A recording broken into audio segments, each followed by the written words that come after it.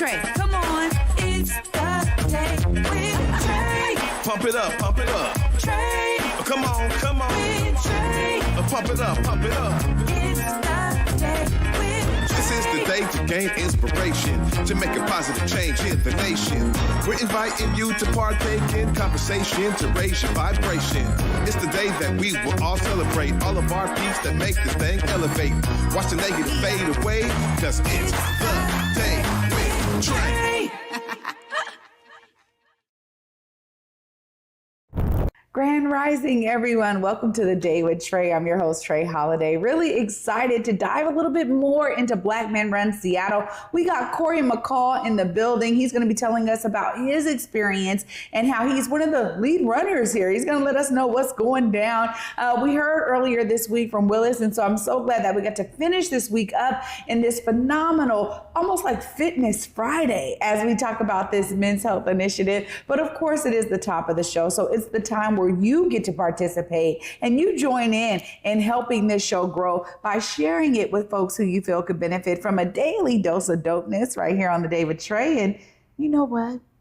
If you can't watch us, we still got you covered, believe it or not, because you can listen to us anywhere you find your favorite podcast. Just search Converge Media Network and the Day with Trae. You'll find me wherever you find your favorite one. So honestly, we're here in TV format, in audio format for you. We got you covered all around.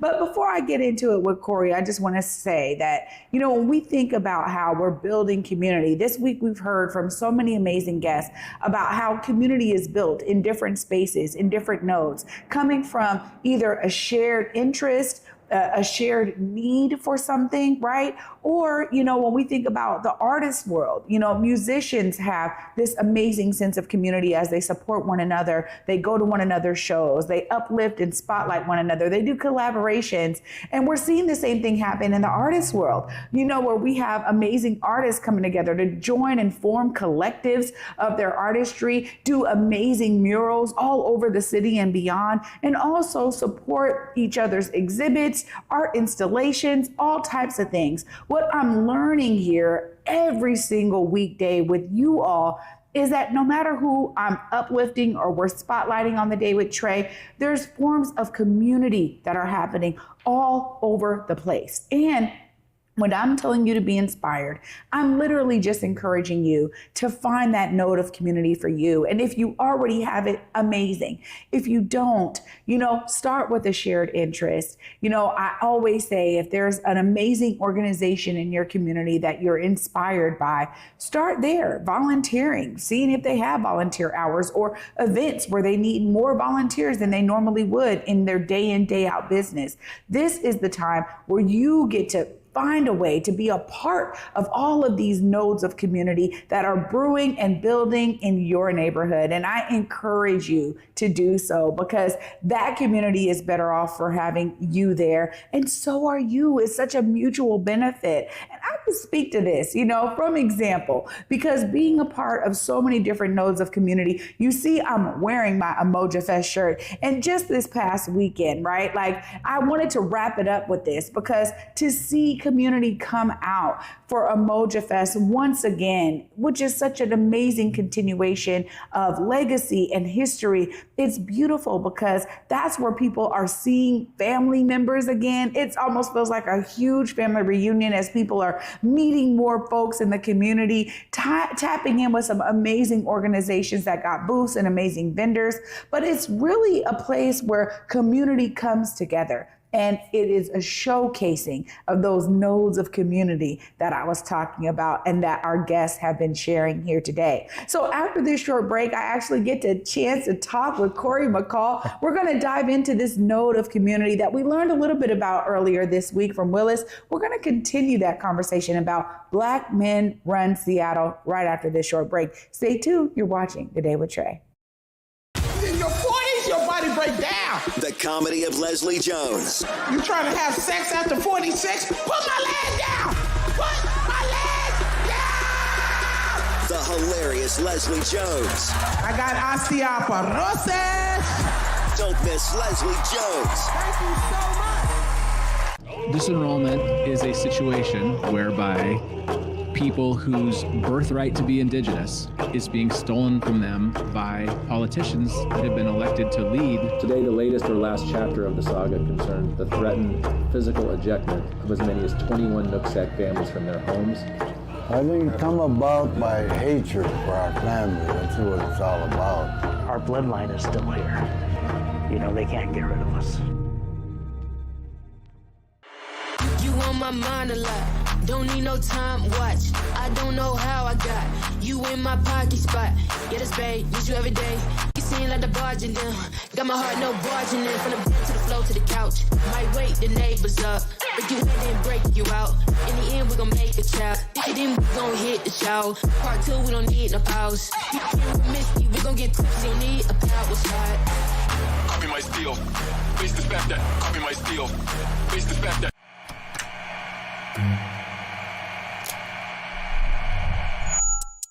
Hello, welcome to Elite Insights with Carlos Imani. We're looking to offer an in-depth look at event production industry through the lens of client experiences and joint successes. The podcast will emphasize guest interviews, focusing on client discussing their fields and reflecting on their collaboration with Elite Collective. Again, you're with Elite Insights. Carlos Imani here. I'll see you guys in a few. Welcome back, everyone, to The Day with Trae. I'm your host, Trae Holiday. Joining me right now is Cory McCall. What's up, Cory? Hey, what's up, Trae? How are you? I'm well. How are you? I'm great. Well, this is phenomenal. You know, we were talking a little bit about it earlier this week, and I'm so glad that you could join us to kind of wrap the week up. Yeah. This is a phenomenal initiative that is happening all over the country, and Black Men Run Seattle, it has now like cemented itself in place. Tell us a bit about how you got engaged. So yeah, I was kind of one of the initial co-founders of Black Men Run Seattle. When I discovered the organization at the time, I was living on the East Coast, and you know, like most of us, we're kind of going about our days scrolling through social media, and I saw a shirt. And I said, oh, I want that shirt. Like, how do I get that shirt? And initially, I thought it was a fashion trend. And when I did some digging, I discovered it was actually a global organization. So the organization was started by two brothers in Atlanta. One brother started the organization because he had a stroke. He had a health scare. And his doctor said, you know, you need to do something. You need to start working out. And it took off. And so now there's chapters all over the US and all over the world, to include our new chapter, Black Men Run Kenya. And so when I got to Seattle, like most people, Seattle's a transient city, so I was looking for community. I was looking for people that looked like me. I wanted to connect with brothers. I wanted to get into the community. And early on, me, Johnny Ficru, a couple of others said, hey, we can do this here. I feel like we can do this here. And that's how I got started here. Wow. Yeah. I mean, I didn't even know it was global. That's phenomenal, honestly, Cory.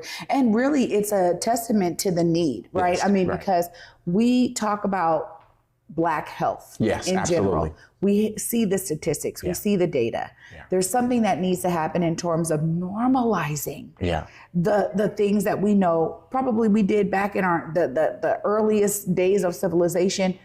Was we had a better understanding of food and our relationship with food, which I think really contributes to a lot of the health inequities we see today. Yeah. But to have something that is focused on Black men is very special. Yeah. And thank you for seeing that and bringing it here and starting this. But how has it been to get more men involved? How have y'all been doing that over the time? So each individual chapter is kind of a grassroots organization. Each chapter kind of has their own freedom, how they do their recruiting, things like that. Mainly social media and just the presence. When you see a bunch of Black men running down the street, we got all the cool swag, the shoes, the gear. Naturally, if you see someone looking like you doing something, you're like, I want what those guys got. I want to do that. And so the emphasis is we try to spread awareness. You know, as you alluded to, the health statistics don't lie. Black men are at the highest rates of obesity, high blood pressure, diabetes than any other race prevalent, period.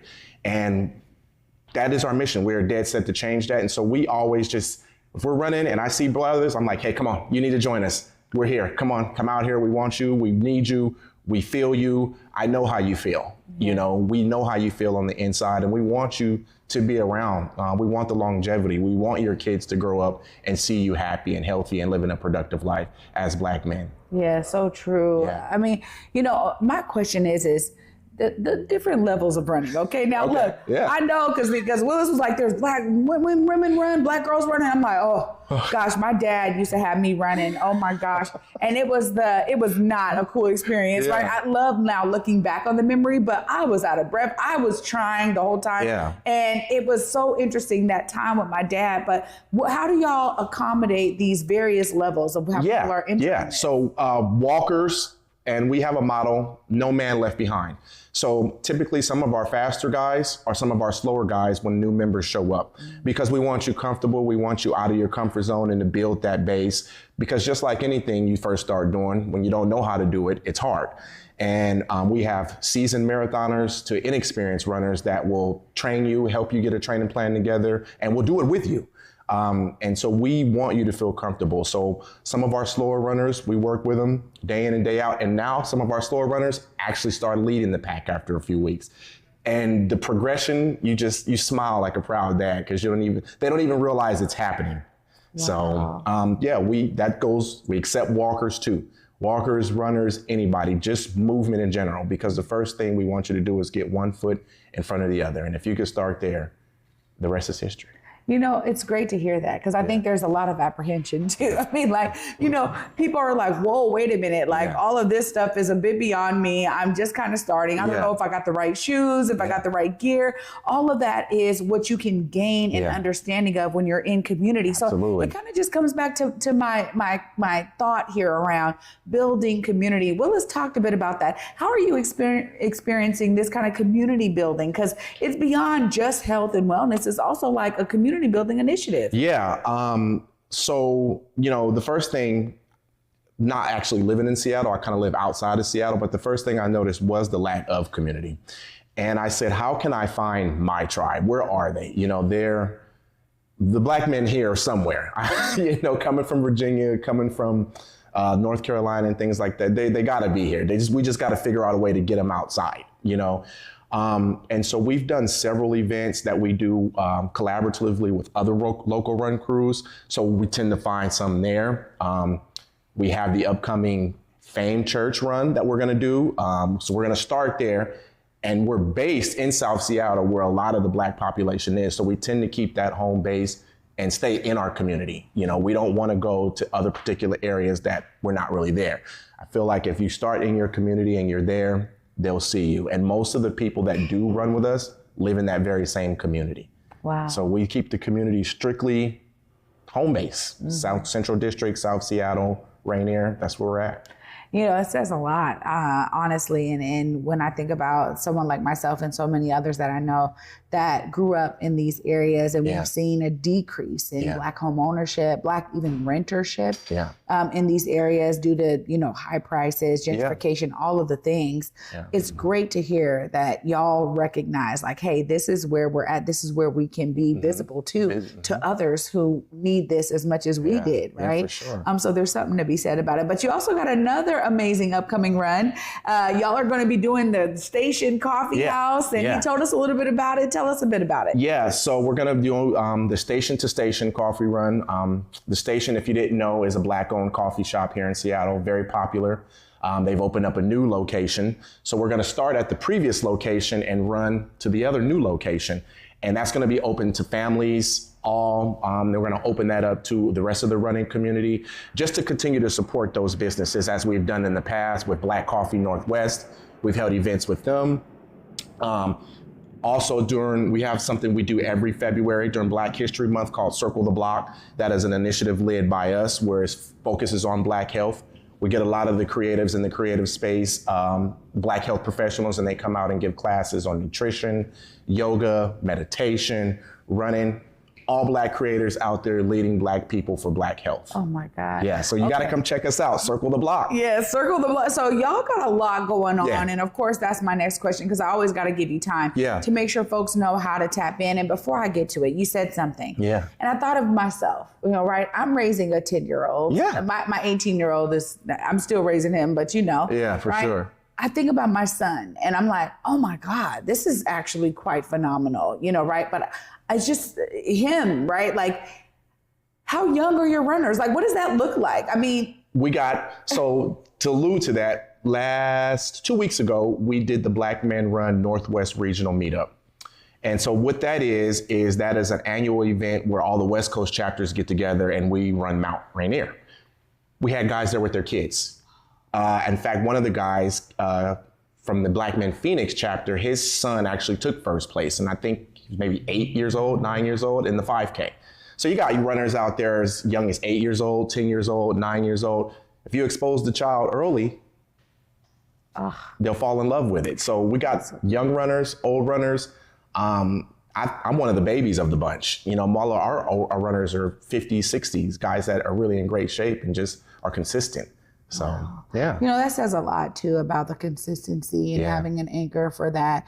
Really, it's like y'all are all accountability partners for each other, absolutely. which is beautiful to see. Of course, if folks are trying to tap in, they want to be at the next run, they want to be learning more and staying engaged, look right there, let them know how they do it. Yeah, so you can find us on our Instagram at Black Men Run Seattle. That's BMR Seattle. And our Facebook page, Black Men Run Seattle as well. And if you want to connect with a chapter in any other city, just go to blackmenrun.com, look up Find Local Chapter, and there'll be information on how to connect with that chapter. And as well, if you want some cool drip, go check out the gear shop as well, and that's on blackmenrun.com. Oh, Cory, this is phenomenal. Thank you so much for being here today. And I'm telling you, if y'all got other updates, you want to come back for, promoting the Circle of the Block, please. Absolutely. This is the show for y'all. We got y'all. Gosh, thank you. Absolutely. Wow, y'all. What a phenomenal way to learn more about Black Men Run Seattle. I get to wrap up all of this right after this short break. Stay tuned. You're watching The Day with Trae. Hey everybody, this is DJ OG1, co-founder of Portland's Hip Hop Week celebration, August 20th through the 26th. An entire week of celebrating the culture. And we have a special event called Hip Hop Wine and Chill, where we'll be celebrating and honoring Seattle's own Converge Media, Beza Gordon, and Amari Salisbury. Portland Hip Hop Week, August 20th through the 26th. For more information, log on to pdxhiphopweek.com. Big Tobacco thinks they know everything. They think they know you, your community, the places you go, the way that you spend your time. They think they got you all figured out, down to a formula, a calculation based off of numbers of what they think they know. Show them they're wrong. Learn more at theythinktheyknowyou.org. Africatown Plaza is our latest affordable housing development project. It's 126 units of affordable housing over community commercial space. It's the first time in my career, and I've been doing this for 10 years, that I was able to design for people who look like me. Africatown Plaza is a beacon of hope. Africatown Plaza is a love letter to the community.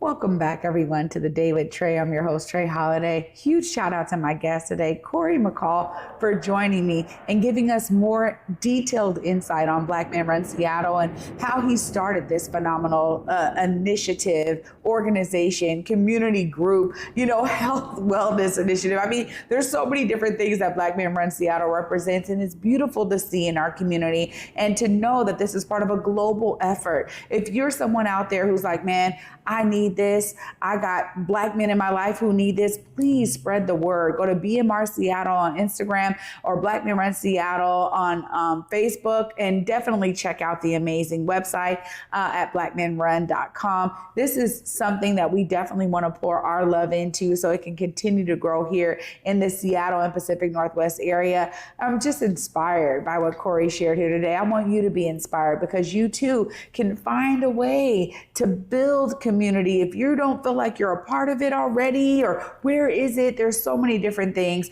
that are happening in community that you can tap into, and Black Men Run is just one of them. I want to thank you all so much for joining me this week. It's been a phenomenal week with some great guests. I really appreciate all the love you're pouring into The Day with Trae, because this is really a show where folks come to share so much of what's going on that we can all be inspired by. So thank you so much for joining me. And y'all know I'll be back until Monday at 11 a.m., y'all.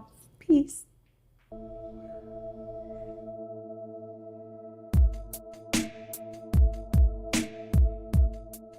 Converge Media produces culturally relevant content for Black and urban audiences. Our coverage is raw, transparent, and objective, praised by community leaders, government officials, and residents. Support Converge Media today via Venmo, Cash App, or PayPal at Converge Media.